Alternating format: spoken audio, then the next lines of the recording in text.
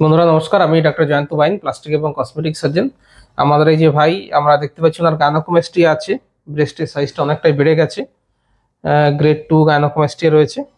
তো যেটা সমস্যা হচ্ছে আমাদের এই ভাই উনি এতে যেতে চান, পুলিশ লাইনে যেতে চান, কিন্তু একবার মেডিকেলে ওনাকে বাদ দিয়ে দেওয়া হয়েছে কারণ এই গাইনোকোমাস্টিয়া রয়েছে। তো গাইনোকোমাস্টিয়া থাকলে পরে অনেক সময় মেডিকেলে আপত্তি জানায়।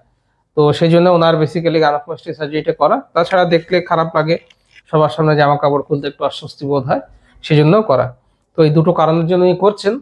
তো আমাদের যে চেস্টে দুটো জিনিস থাকে, একটা হচ্ছে মাসল, পেক্টোরালিস মেজর মাসল, এখানে মাসল থাকে, এই জায়গাটাতে ব্রেস্ট টিস্যু থাকে। তো মাসলটাকে আমাদের প্রিজার্ভ করতে হবে এবং এই ব্রেস্ট টিস্যুটাকে আমরা সরিয়ে দেবো। আমরা এই বগল দিয়ে লাইপোসাকশন করব, ছোট একটা কাটিং করে গ্ল্যান্ডটাকে বের করে নিয়ে আসবো।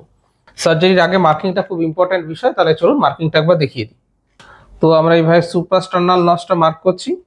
এরপর হচ্ছে মিড লাইন, মিড লাইনের পরে ইনফিরিয়ার ব্রেস্ট ক্রিজ, যেটা বেশ প্রমিনেন্ট আছে ওনার জন্য, এটা ডান দিকে। একটু ঘুরে যাও ভাই, এই যে বাঁ দিকে। হ্যাঁ, হাতটা একটু তুলে দিন। এটা হচ্ছে মাসলের ল্যাটারাল বর্ডার, মাসলের ল্যাটারাল বর্ডার, তারপরে ব্রেস্টের ল্যাটারাল বর্ডার থাকে। তেমনি উল্টো দিকেও আমরা মার্কিং করব। হাতটা তুলুন, এটা মাসলের ল্যাটারাল বর্ডার, এরপরে ব্রেস্টের ল্যাটারাল বর্ডার।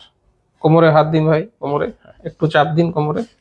কোমরে চাপ দিলে পরে কিন্তু মাসলটা টট হয়ে যায় এবং ব্রেস্টের আপার বর্ডারটা খুব সুন্দর ফুটে ওঠে। এইটা এবারে মাসলের আপার বর্ডারটা আমরা মার্ক করবো। এটা মাসলের আপার বর্ডার।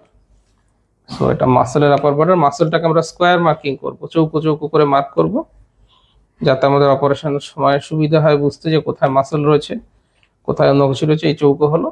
আর ব্রেস্টটাকে আমরা গোল করে মার্ক করবো। একটু হাতটা তুলুন। হ্যাঁ, আচ্ছা, তো আমাদের এই ভাইয়ের মার্কিং কমপ্লিট করেছি। এইটা হচ্ছে মাসল, দুদিকে মাসল। দেখো দেখুন মাসলটা উপরের দিকে উঠে যাচ্ছে। এইটা হচ্ছে মাসল, তো তুলে রাখুন ভাই। এইটা হচ্ছে মাসল, মাসল থাকবে, এই জিনিসটা চলে যাবে। আমরা এইখানে বগলে যাতে দাগ না হয়, বগলে একটা ফুটো করব যেটা লুকোনো থাকবে, দিয়ে আমরা পুরো এরিয়াটা লাইপোসাকশন করব।